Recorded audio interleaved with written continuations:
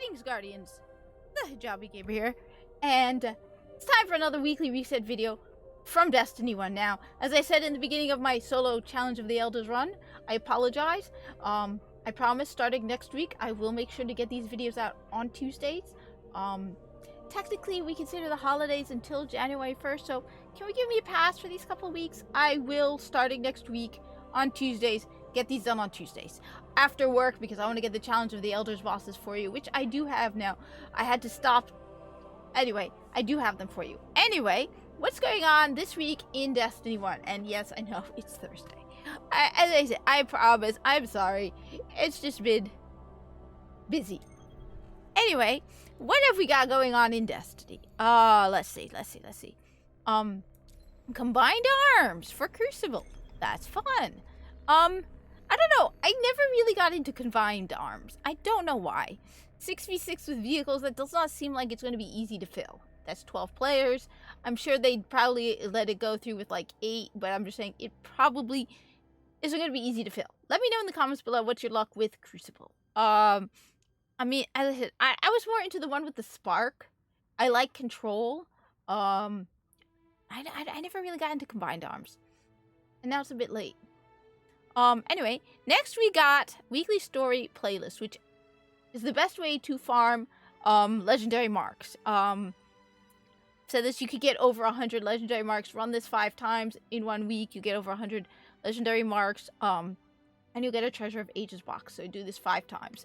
Just a reminder again, I always remind people, you cannot carry more than 200 legendary marks. Once you reach 200, even if you earn them, you will not get them. Alright, so what do we have this week for the... This is one of my favorite things, honestly, to do in Destiny. I love the weekly story playlist. I love just being able to go back. Even if you don't do the weekly story playlist, just going back and picking old missions and the nostalgia and just... I enjoy old story missions from Destiny. A weekly story playlist, I love the challenge of it. Though you can pick. You could go here, right? And you could go for the harder one. Anyway, what we got this week, I think it's going to be Mars, Earth, and Moon. Earth and Moon are the first missions in original Destiny. So these are the only mission you will not be able to replay is the first mission in the game. That one is unreplayable unless you create a new character. These are all the missions that are at the beginning of the campaign for Destiny. I like them. I know I like them. I do like them. You've got heroic. You'll always have heroic. Enemies appear in greater numbers and are more aggressive. Then you have small arms. Primary weapon damage is favored, which is one of my favorites, honestly. I need to start sitting up. And finally, match game. Enemy shields are resistant to all unmatched elemental damage. Did you pick up Zalo Supercell? From Xur. It was up a couple weeks back. Zalo Supercell is great for this because you can then have a weapon for each elemental type. Now, normally I might go with a machine gun here for one element. Another, so I had to go with I would go for Zalo. So give me the arc. Void solar, and then I'd maybe go with a void machine gun. That'll give you more bullets to use against the shields. And then when you get to the boss, well, this is a story mission. It's not that complicated. Honestly, you don't really even have to really worry about match game. It's story missions. They're not that hard. Even heroic story missions, they're fun. I love doing them, and it's a great way to get legendary marks. And you've got the Siva Crisis Heroic, which again, I'm always surprised that I'm always matched. I think more people are coming back to Destiny, and honestly, I would love for them to bring this game to PC. It'd be really great if they did bring it to PC. I don't see why not. I mean, I've heard that they're saying that we're getting closer and closer to people being able to emulate, I guess, the Xbox 360 and the PS3 on a computer, so you'd be able to emulate those and play Destiny 1. But I don't see how that would work, because you still need online connection to Bungie's servers.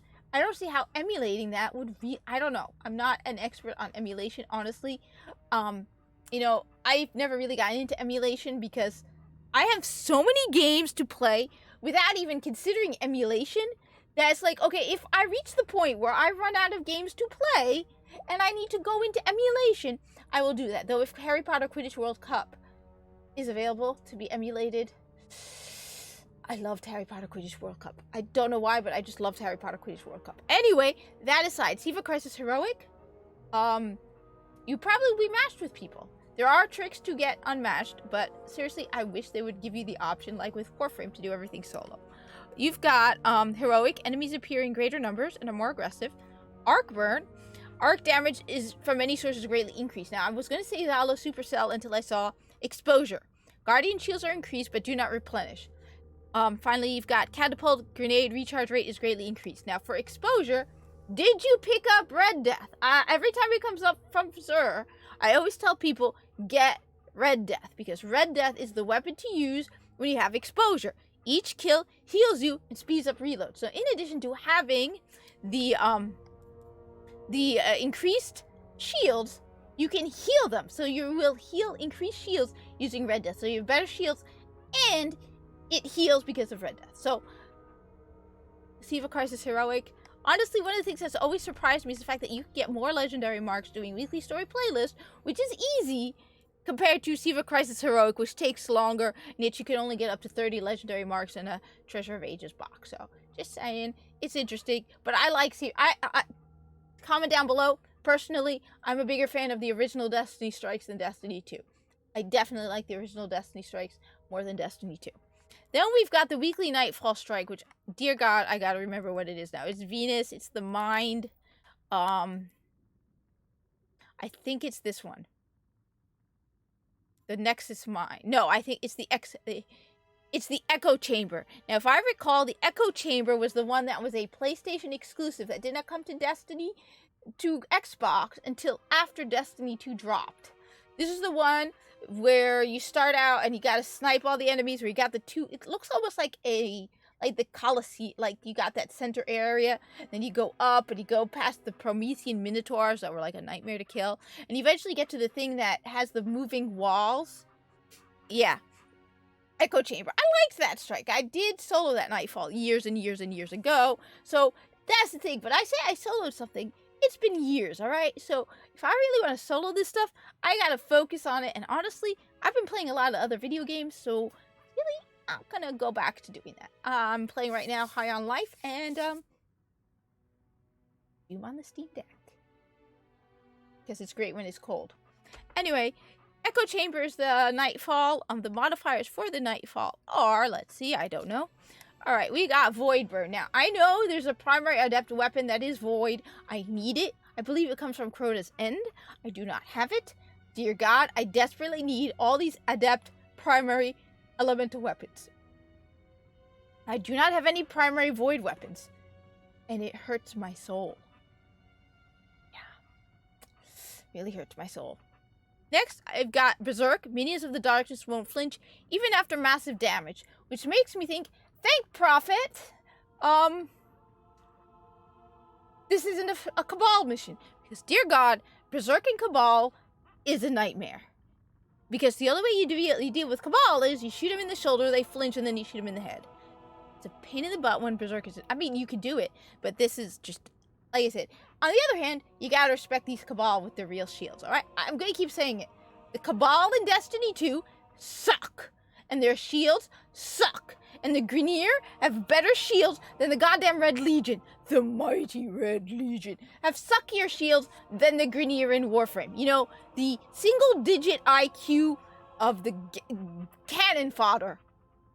Anyway. I need to stop going off on that tangent. Berserk, Minions of the Darkness won't flinch even after massive damage. Brawler, Guardian melee damage is greatly increased. Cool. More enemies have shields. And Daybreak. Ooh, you got Daybreak. The darkness grows stronger, and so do you. Form a fire team of 3 and unleash your light with greatly increased ability recharge. Sweet. Maybe I should do the Nightfall solo. I love Daybreak. Daybreak was one of my favorites. I think it came in year 3. But I remember Daybreak, and I loved Daybreak. Golden Gun nonstop. Yeah. I don't know. Maybe I'll consider it. Anyway, the Vanguard Nightfall, don't forget to pick up the bounties from Commander Zavala. There are 3 bounties. These are the weekly Nightfall bounties that you have to get from Commander Zavala, okay? Don't forget. Cool? Cool. Alright, Vanguard Nightfall. The other bounties are on the bounty board, but you have to go to Commander Zavala. You have to go to him at the table and pick up the bounties from Commander Zavala. These are the weekly ones that can give you the exotic sniper rifle. Nice. All right, next, we got the Challenge of the Elders. Now, I haven't completed it because I had a live stream with Shadow of Hawk called Merry Madness, so I will be completing it. I do have the bosses for you, though.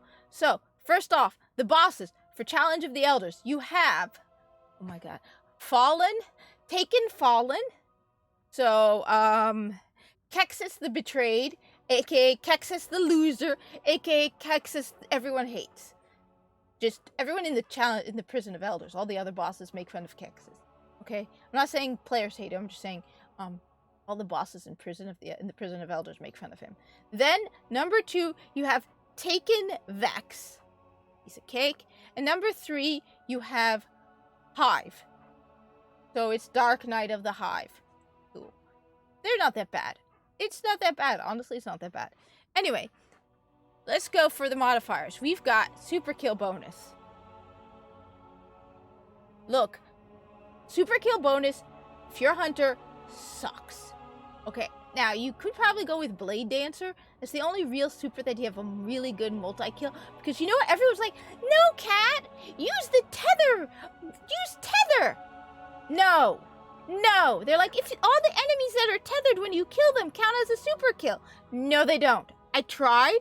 No, they don't.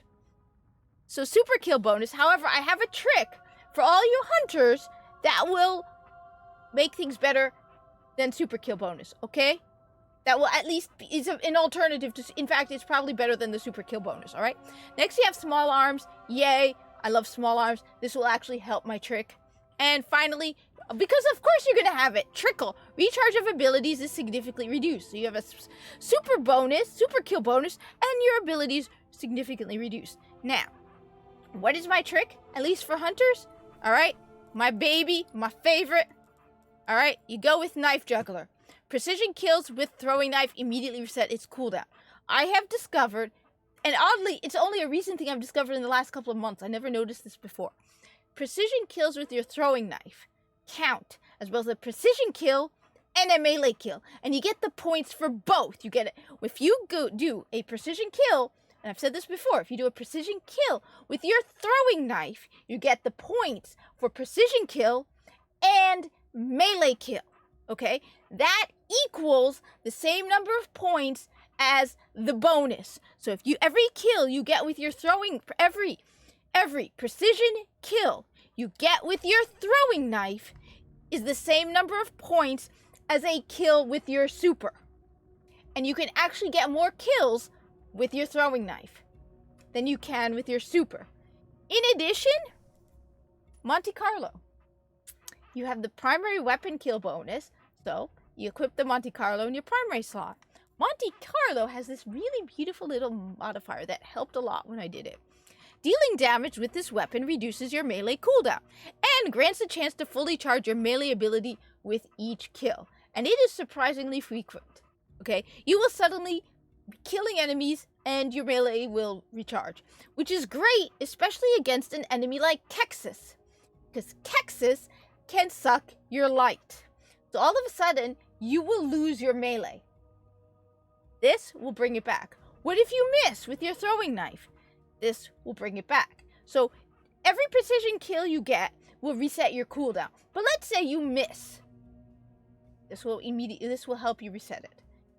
As I said, Kexus the Betrayed, even if you don't miss, will suck your light. And that isn't just super energy. That is your melee and your grenades. This will bring it back. So equip the Monte Carlo and go for the melee kills with your throwing knife, and you will get the same benefit as a super kill bonus. In fact, honestly, you could probably get more kills with your throwing knife, precision kills with your throwing knife, than you can get super kills. So that's my trick on how to deal with Challenge of the Elders. And as I said, I didn't finish it, but I'm pretty confident if I really focused on it, instead of constantly looking at the clock and worrying, I could probably get the 30,000 points going with a melee kill, precision kill, instead of going with a super kill. I've noticed it, so if you don't believe me, check for yourself. It's like 80 points for the first, then points double. So 80 points for round 1 is like 160 for round 2, and like So, yeah. Anyway, just a reminder, your goal with Challenge of the Elders is 1, get a high score of 30,000 points in a single run. So do one run, get 30,000. If you do so, Varix will give you a gun. Your second goal is to get a cumulative score of 90,000. That does not have to be 3 runs of 30,000 each. It could be 2 runs of 45,000. I've seen people do that. Or 10 runs of 9,000 each. As long as you get a total cumulative score in the week of 90,000, you complete the card. The 90,000 points, and you don't have to complete the card to get the reward. You get the 90,000, you go to Varix, he'll give you a piece of armor. Even if you don't get the 90,000, if you just get the 30,000, Varix will give you a gun, which obviously that's my main priority, okay? For the gun over the armor. I mean, the armor's not that bad. I don't think I have any with me right now, but it's not that bad. Why do I have a Titan mark? What am I doing with the Titan mark? I don't even want it. Alright, so that's Challenge of the Elders. As I said, that's my trick on it. And then finally, we got the weekly featured raid, Death Singer Challenge, and Crota Challenge. So that's Crota's End. Yep, Crota's End. Cool. Anyway, thank you for watching. Like, comment, subscribe, and I hope to see you in the tower.